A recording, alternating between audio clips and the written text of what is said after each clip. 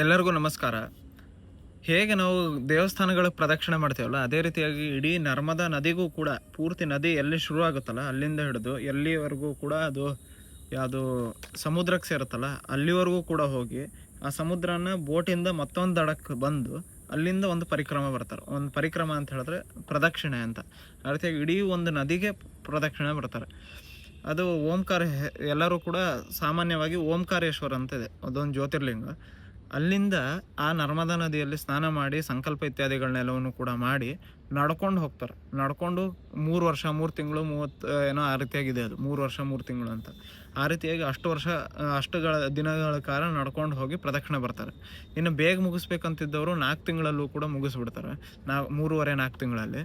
ಇನ್ನೂ ಬೇಗ ಮುಗಿಸ್ಬೇಕಂತಿದ್ದವರು ಗಾಡಿ ಅಥವಾ ಕಾರಲ್ಲಿ ಹೋಗ್ತಾರೆ. ನಾವು ಬೈಕಲ್ಲಿ ಹೋಗ್ತಿದ್ದೀನಿ. ಈಗ ಡೆಲ್ಲಿಯಿಂದ ಓಂಕಾರೇಶ್ವರ್ಗೆ 900 ಕಿಲೋಮೀಟ್ರ್ ಇದೆ.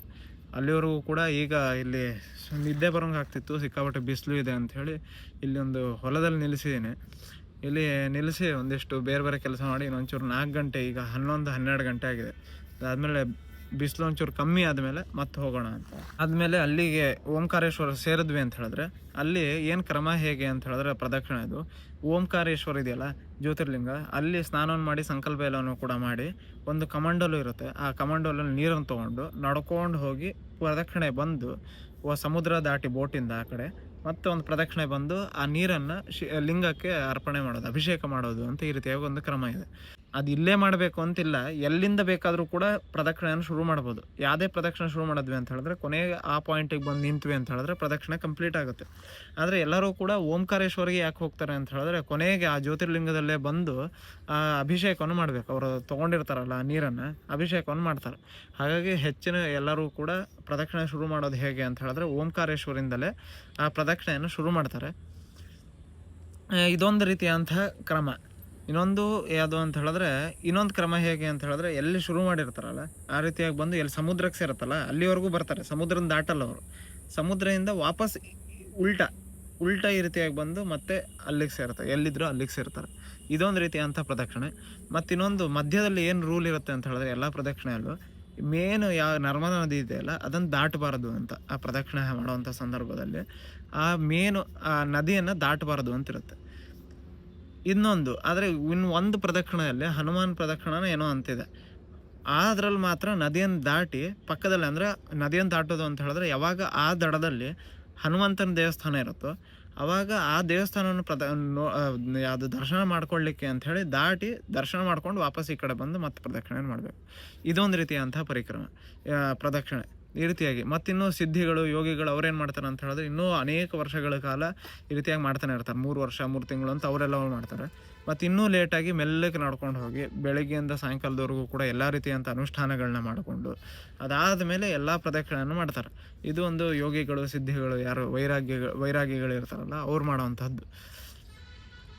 ಹೋಗ್ತಾ ದಾರಿಯಲ್ಲಿ ಎಲ್ಲ ನರ್ಮದೇನೆ ಎಲ್ಲರಿಗೂ ಕೂಡ ಅಂತ ಹೇಳಿದ್ರೆ ಎಲ್ಲವನ್ನೂ ಬಿಟ್ಟು ಬಂದಿರ್ತಾರೆ. ನರ್ಮದೆ ಮೇಲೆ ಭಾರವನ್ನು ಹಾಕಿ ಬಂದಿರ್ತಾರೆ.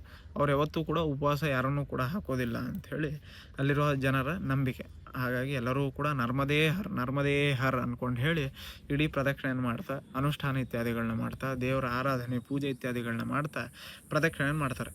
ಕೊನೆಗೆ ಕೆಲವೊಬ್ರು ಏನು ಮಾಡ್ತಾರೆ ಅಂತ ಹೇಳಿದ್ರೆ ಇಷ್ಟೆಲ್ಲ ಮಾಡಿ ಕೊನೆಗೆ ಅಲ್ಲೇ ತಮ್ಮದೊಂದು ಆಶ್ರಮ ಕಟ್ಕೊಂಡು ಅಲ್ಲೇ ಸಾಧನೆ ಇತ್ಯಾದಿಗಳನ್ನ ಮಾಡ್ತಾ ಹೋಗ್ತಾರೆ. ಇದು ಯೋಗಿಗಳು ಸಾಧಕರ ದಿನಚರಿ. ನಂದೇನು ಅಂತ ಹೇಳಿದ್ರೆ ನಾನು ಕೂಡ ಇದೇ ರೀತಿಯಾಗಿ ಅಂತ ಹೇಳಿದ್ರೆ ನಡ್ಕೊಂಡು ಹೋಗಬೇಕು ಅನ್ನೋಂಥದ್ದು ನನ್ನ ಅಭಿಲಾಷೆ. ಆದರೆ ನಡ್ಕೊಂಡು ಹೋಗ್ಲಿಕ್ಕೆ ಈಗ ಸಾಧ್ಯ ಆಗೋದಿಲ್ಲ, ಟೈಮ್ ಇಲ್ಲ ಅಷ್ಟು. ನಡ್ಕೊಂಡು ಹೋಗೋಕ್ಕಿಂತಲೂ ಕೂಡ ಅದರಿಂದ ಬೈಕಲ್ಲಿ ಮಾಡೋದು. ಬೈಕಲ್ಲಿ ಹೋದರೆ ಅಷ್ಟು ಪುಣ್ಯ ಇತ್ಯಾದಿಗಳು ಬರೋದಿಲ್ಲ. ನಾನು ಬೇರೆ ಬೇರೆ ಸಾಧನೆಗಳನ್ನ ಮಾಡಬೇಕು, ಬೇರೆ ಬೇರೆ ಅನುಷ್ಠಾನಗಳನ್ನ ಪೂಜೆ ಮಾಡಬೇಕು, ಪ್ರತಿನಿತ್ಯವೂ ಕೂಡ ಹೋಮಗಳನ್ನ ಮಾಡಬೇಕು ಅಂತಿದ್ದೀನಿ ನಾನು. ಹಾಗಾಗಿ ನಾನು ಏನು ಮಾಡ್ತೀನಿ ಅಂತ ಹೇಳಿದ್ರೆ ಜಾಸ್ತಿ ಇಡೀ ಒಂದೇ ದಿವಸ ಸಿಕ್ಕಾಪಟ್ಟೆ ಕಿಲೋಮೀಟ್ರ್ ಮುಗಿಸಿ 10 ದಿವಸದಲ್ಲಿ ಮುಗಿಸ್ದೆ ಅಂತ ನಂಗೆ ಇಷ್ಟ ಇಲ್ಲ. ನಾನು ದಿನಕ್ಕೆ 200-300 ಕಿಲೋಮೀಟ್ರ್ ಹೋಗಿ ನಾನು ಬೇರೆ ನಂದು ಪ್ರತಿನಿತ್ಯ ಪೂಜೆಗಳಾಗಿರ್ಬೋದು ಮತ್ತು ನನಗೋಸ್ಕರ ಅಂತಲೇ ಬೇರೆಯವ್ರಿಗೋಸ್ಕರ ಹೋಮ ಇತ್ಯಾದಿಗಳನ್ನ ಮಾಡ್ತಿರ್ತೀವಿ.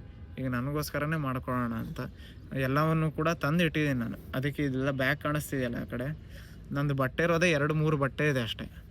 ಆದರೆ ಬೇರೆ ಪೂಜೆ ಸಾಮಾನುಗಳೇ ಸಿಕ್ಕಾಬಿಟ್ಟಿದೆ. ಅದೆಲ್ಲವನ್ನೂ ಕೂಡ ಪೂಜೆಯನ್ನು ಮಾಡಿ ಮತ್ತು ನಂದು ಬೇರೆದೊಂದಿಷ್ಟು ಓದ್ಕೋಬೇಕು ಅಂತ ಅಂದ್ಕೊಂಡಿದ್ದೀನಿ. ಅದೆಷ್ಟು ಓದ್ಕೊಂಡು ನೋಡೋಣ ಏನಾಗುತ್ತೆ ಅಂತ. ಮತ್ತು ಇದಕ್ಕೆ ಸಿಕ್ಕಾಬಟ್ಟೆ ದುಡ್ಡು ಕೂಡ ಸಿಕ್ಕಾಬಟ್ಟೆ ಖರ್ಚಾಗುತ್ತೆ. ಈಗ ಎಷ್ಟು 4500 5000 ಪ್ಲಸ್ ಇದೆ, 5500 ಅಂತ ಹಿಡ್ಕೋಬೇಕು, ಅಷ್ಟು ಕಿಲೋಮೀಟ್ರ್ ಇದೆ. ಪೆಟ್ರೋಲ್ಗೆ ಎಲ್ಲ ದುಡ್ಡುಗಳು ಕೂಡ ಖರ್ಚಾಗುತ್ತೆ.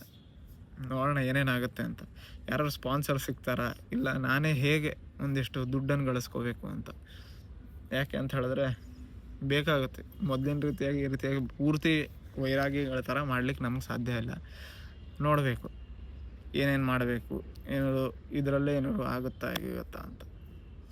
ಸರಿ, ಇದಿಷ್ಟು ನರ್ಮದಾ ಪರಿಕ್ರಮದ ವಿಡಿಯೋ.